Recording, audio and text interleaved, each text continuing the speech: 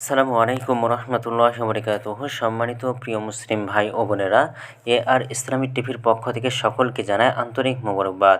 আশা করি সকলে ভালো আছেন। আমি আলহামদুলিল্লাহ আল্লাহর রহমতে ভালো আছি। আজকে আপনাদের মাঝে আলোচনা করব ঈদুল আজহার নামাজের নিয়ম, নিয়ত, তাকবীর কয়টি এবং তার মুস্তাহাব এবং সুন্নত সম্পর্কে। তো ঈদুল আজহা ইসলাম ধর্ম অবলম্বীদের জন্য সবচেয়ে বড় দুটি ধর্মীয় উৎসবের দ্বিতীয়টি। এটি কুরবানির ঈদ নামেও পরিচিত। এই উৎসবকে ঈদুল উযা বলা হয়। ঈদুল আজহা মূলত আরবি বাক্যাংশ থেকে, এর অর্থ হলো ত্যাগের উৎসব। এই দিনটিতে মুসলিম সম্প্রদায়ের ফজরের নামাজের পর ঈদগাহে গিয়ে 2 রাকাত ঈদুল আজহার নামাজ আদায় করে। পবিত্র কোরআনে মহান আল্লাহ ইরশাদ করেছেন, অতএব তোমার রবের উদ্দেশ্যেই নামাজ পড়ো এবং নহর করো। সূরা আল কাউসার। ঈদের নামাজের পদ্ধতি স্বাভাবিক নামাজের মতো নয়। ঈদের নামাজ আদায় করা ওয়াজিব। ঈদের নামাজ ছাদবিহীন খোলা জায়গায় আদায় করা সুন্নত। রাসূলুল্লাহ সাল্লাল্লাহু আলাইহি সাল্লাম খোলা জায়গায় ঈদের নামাজ আদায় করতেন। যদি খোলা স্থানের ব্যবস্থা না থাকে তবে মসজিদেও ঈদের নামাজ পড়া যাবে। বছরে 2 বার ঈদের নামাজ পড়ার কারণে অনেকে নামাজ পড়ার নিয়ম ভুলে যান। তাই ঈদের নামাজের নিয়তটা সব কিছু তুলে ধরছি এই ভিডিওতে। ঈদের নামাজের নিয়তটা হলো, নাওয়াইতু আন উসাল্লিয়া লিল্লাহি তাআলা রাকাতাইনে সলাতিল ঈদিল ফিতরি মা সিত্তাতি তাকবীরাতির ওয়াজিবুল্লাহি তাআলা ইক্তাদাইতু বিহাজাল ইমামি মুতাওয়াজ্জিহান জিহাদিল কাবাতি শরীফাতি। আল্লাহু আকবার। এখানে যে সলাতুল ঈদিল ফিতরি আছে, এখানে আপনারা উচ্চারণ করবে যে সলাতিল ঈদিল আজহা, এটা উচ্চারণ করবে।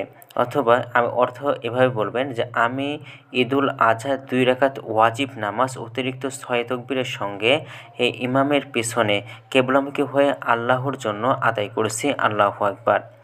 ঈদের নামাজের নিয়মটা হলো, ইমামের সঙ্গে তাকবীরে তাহরিমা আল্লাহু আকবার বলে উভয় হাত বাঁধা। তাকবীরে তাহরিমার পর সানা পড়া, সুবহানাকা আল্লাহুম্মা ওয়া বিহামদিকা ওয়া তাবারাকা ইসমুকা ওয়া তাআলা জাদ্দুকা ওয়া লা ইলাহা গায়রুক। এরপর অতিরিক্ত 3টা তাকবীর দেওয়া। এক তাকবীর থেকে আরেক তাকবীরের মধ্যে 3 তাসবিহ পরিমাণ সময় বিরত থাকা। প্রথম এবং দ্বিতীয় তাকবীরে উভয় হাত উঠিয়ে তা ছেড়ে দেওয়া। তৃতীয় তাকবীর দিয়ে উভয় হাত তাকবীরে তাহরিমার মতো বেঁধে নিতে হবে। আউযুবিল্লাহ, বিসমিল্লাহ পড়া, সূরা ফাতিহা পড়া, সূরা মিলানো। এরপর নিয়মিত নামাজের মতো রুকু এবং সেজদার মাধ্যমে প্রথম রাকাত শেষ করা। এরপর দ্বিতীয় রাকাতে বিসমিল্লাহ পড়া, সূরা ফাতিহা পড়া, সূরা মিলানোর পর অতিরিক্ত 3টা তাকবীর দেওয়া। প্রথম এবং দ্বিতীয় তাকবীরে উভয় হাত উঠিয়ে তা ছেড়ে দেওয়া। তৃতীয় তাকবীর দিয়ে উভয় হাত তাকবীরে তাহরিমার মতো বেঁধে নিতে হয়। এরপর রুকুর তাকবীর দিয়ে রুকুতে যাওয়া, সেজদা আদায় করা, বৈঠকে বসা, তাশাহুদ, দুরূদ, দোয়া মাসুরা পড়ে সানা ফেরানোর মাধ্যমে নামাজ সম্পূর্ণ করা।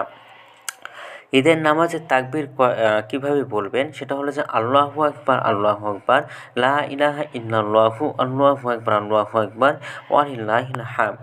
এটা আপনারা পড়বেন। নামাজের পর ইমাম সাহেবের 2টি খুতবা দেওয়া। ঈদের নামাজ পড়ার পর ইমাম খুতবা দেবে আর মুসল্লিরা খুতবা মনোযোগ সঙ্গে শুনবেন। ঈদের সুন্নত এবং মুস্তাহাব যেই কারণগুলো আছে তার মধ্যে 1 নম্বর হলো মিসওয়াক করা, 2 গোসল করা সুন্নত, 3 সুগন্ধি ব্যবহার করা হলো সুন্নত, 4 ঈদুল আজহায় কিছু না খেয়ে এবং ঈদুল ফিতরে কিছু খেয়ে ঈদগাহে যাওয়া সুন্নত, 5 ঈদগাহে হেঁটে যাওয়া উত্তম, এক রাস্তা দিয়ে যাওয়া অন্য রাস্তা দিয়ে আসা মুস্তাহাব, 6 ঈদগাহে যাওয়ার পথে নিচু স্বরে তাকবীর আল্লাহু আকবার, আল্লাহু আকবার, লা ইলাহা ইল্লাল্লাহু, আল্লাহু আকবার, আল্লাহু আকবার, ওয়া লিল্লাহিল হামদ পড়া সুন্নত, 7 সাধ্যমতো উত্তম পোশাক পরিধান করা মুস্তাহাব, 8 ঈদুল ফিতরে নামাজের জন্য ঈদগাহে যাওয়া আগে সদকায়ে ফিতর আদায় করা সুন্নত। দাতা এবং গ্রহীতার সুবিধার্থে রমজানের প্রদান করা যায়। 9 ঈদের দিন চেহারায় খুশির ভাব প্রকাশ করা এবং কারো সঙ্গে দেখা হলে হাসিমুখে কথা বলা মুস্তাহাব।